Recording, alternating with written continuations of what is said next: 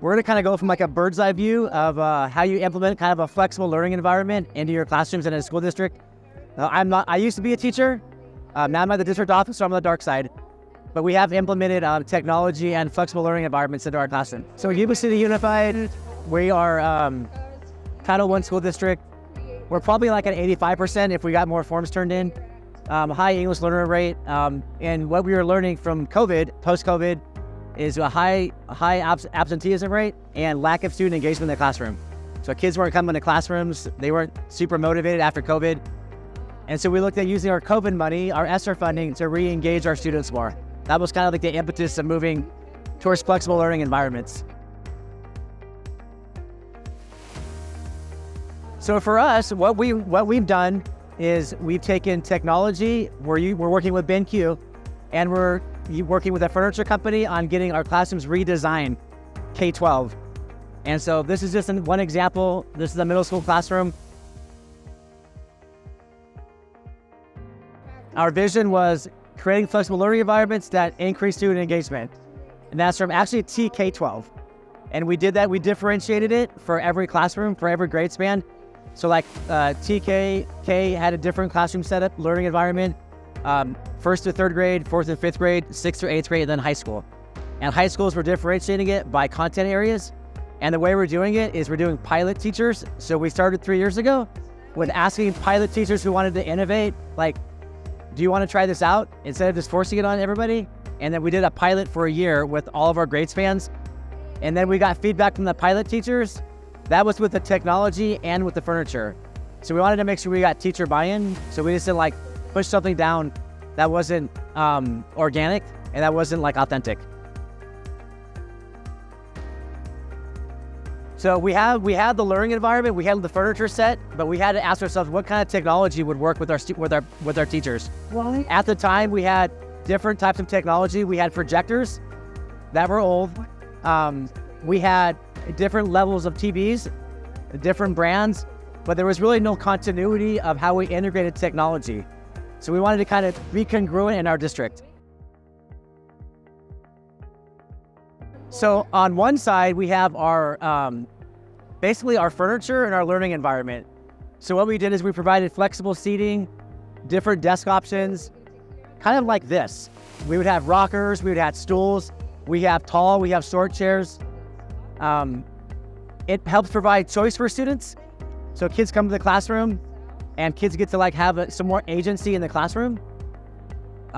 They got to have a lot of grouping. So most of the classes were set in groups now. And then we work together really closely with our tech department. So we work with IT and we work with our instructional technology department because all of it had to be congruent. Because it definitely impacts the learning in the classroom.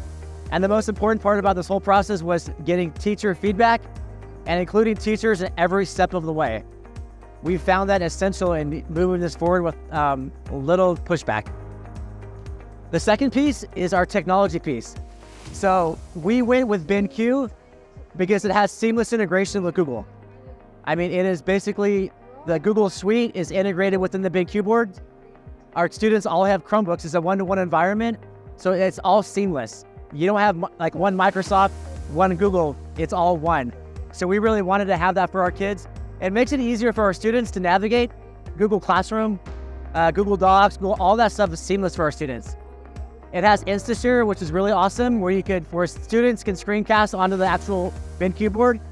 One of our next steps in our district is actually working with our teachers on doing a pilot with ISTE, but some of them are scared to kind of use that, giving kids access to screen share on a device.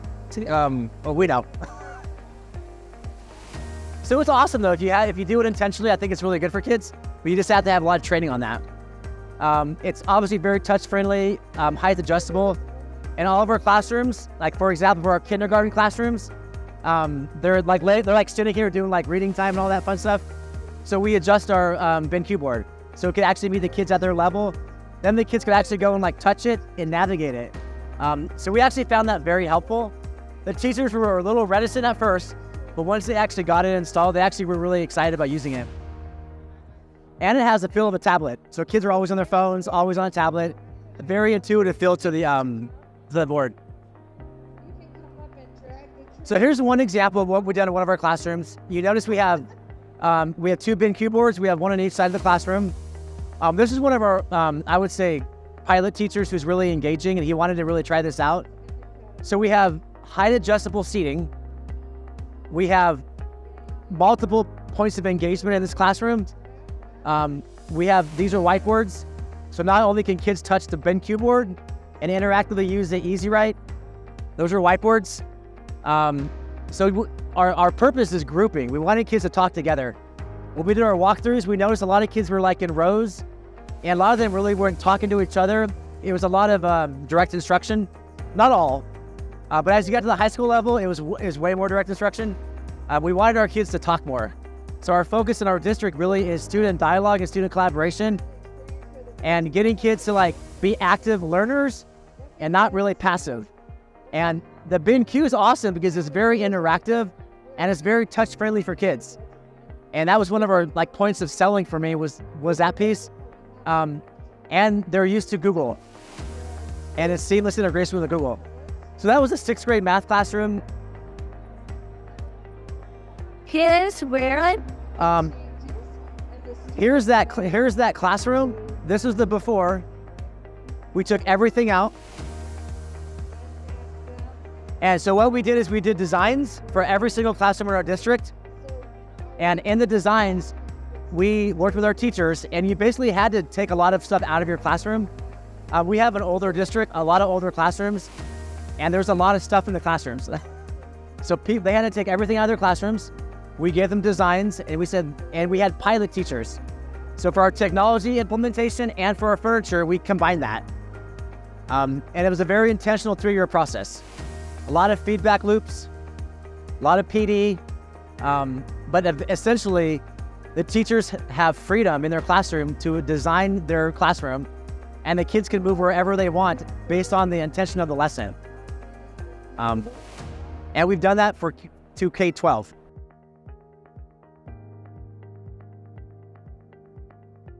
So just some options. So I mentioned the height adjustable. So this is the BenQ board, and this is the kind of the installation behind it, and it goes like all the way down, all the way up. So it's when kids come up and touch it and they use it, they can interact that way. We don't have them pictured, but we actually purchased mobile charging stations throughout the classroom. So they're like tall charging stations for the Chromebooks, because most districts are 1-to-1. So most kids have Chromebooks. They're either checked out to the students or they have them in the classroom in carts. But something I would have done a little differently is I would have maybe looked at having furniture with outlets plugged in. But the mobile charging stations really helped us enhance our technology. And the Chromebooks are Google, our BenQs are Google. So once again, it's very congruent. It's not confusing for kids. So the teachers can easily just get on Google Classroom, put up the lesson. They can pull up their PDFs, they can pull up their PowerPoint, they can pull up whatever they want. And they can go and just do touch. I'm not sure why it's working right now. There it is. They can do whatever they want. It's like really, really touch friendly. It's so quick and easy to use. And kids love using it, especially when you're doing like reading, annotating, decoding a text. When you're doing math and you want kids to like have manipulation of the math problems on here, it's so easy to interface with the kids. That was one of my selling points too. And so here's a math lesson. So this is kind of interesting because this one's on the height adjustable platform, the BenQ. We also have mobile BenQs like this one right here. So something to consider with the implementation is with your pilot teachers, find a few pilot teachers and just get them one of these mobile ones just to try out. So they don't have to have it installed, and they can just try it. So that's what we did for some of our teachers who were a little reticent to try it out. I would say, will you try one of our mobile stations? And those mobile stations are height adjustable as well. They rise and they go down too. So this one's differentiated. He has the 2 BenQs. We actually bought mobile tutoring whiteboards to move around the classroom for small grouping interventions.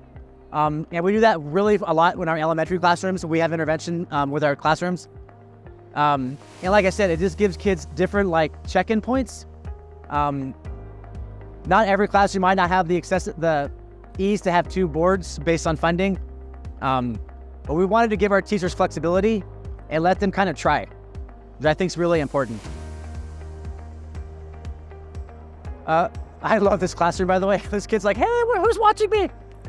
This is one of our kinder classrooms. And I mentioned like this one, obviously she takes us down a little lower, the BenQ. And the cool thing is you don't have to be tethered to your desk. So one of the things we did in our classrooms is we got them teacher desks, but we got them platforms a little different than that, so they can actually roll around the class with one of our Insta shares, and they can cast to their whiteboard. So they can like be mobile, they can be in proximity to do like assessments and checking for understanding, and at the same time using the BenQ. Like I said, it's very user-friendly, it's really good it's touch-friendly. And I mentioned UDL, you can really reach different edges of the classroom using the BenQ.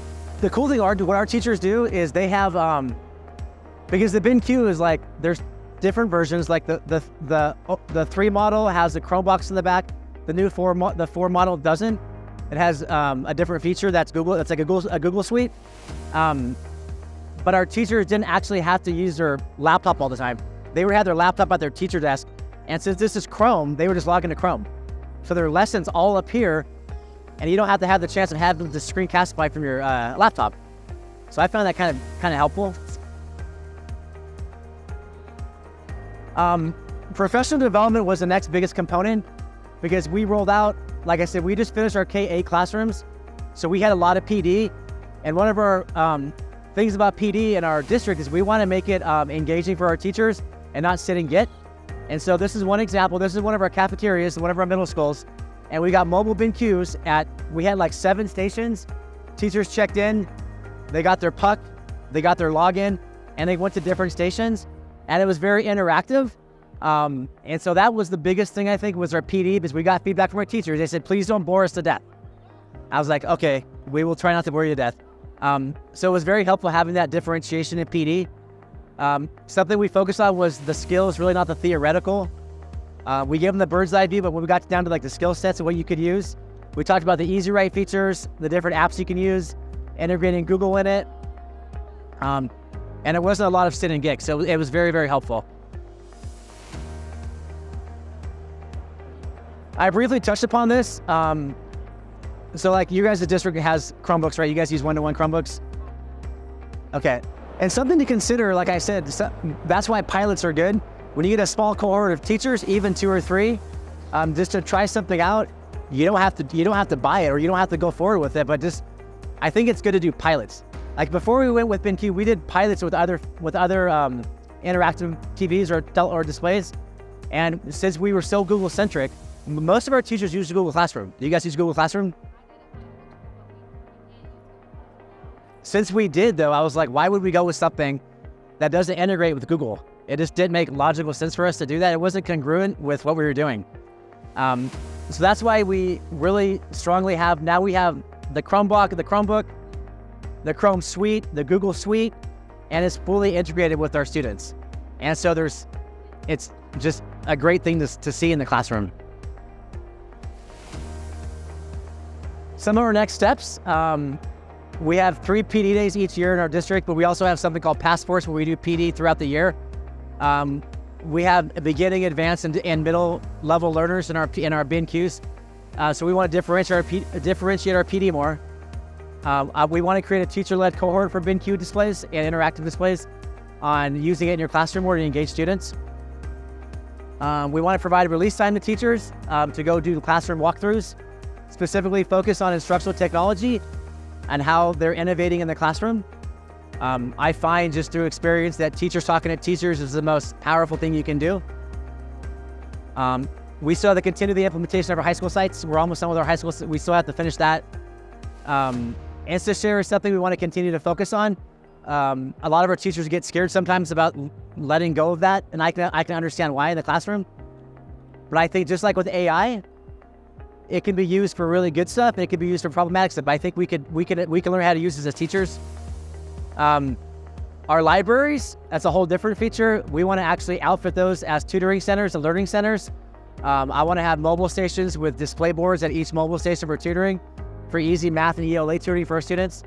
So that's like a 3-year plan for the libraries. And it's providing more technology access points for our students in our classrooms. Like I said, this display board, for me, every district's different, but we went with it because it's very user-friendly. It integrates with our platform. It integrates well with our internet. It doesn't like cut off. The Instant Serve feature is awesome. The Easy Tool feature, the height adjustable raising of the BenQ, and the student feedback. You know, I walk through classrooms, I talk to teachers and students. Now, teachers will give you the best feedback. And when they give you that feedback, you have to take that and listen to them. Literally, like, our teachers love these BenQs. And the reason why it worked, I think, is because we did piloting of it, and we just didn't implement it without feedback.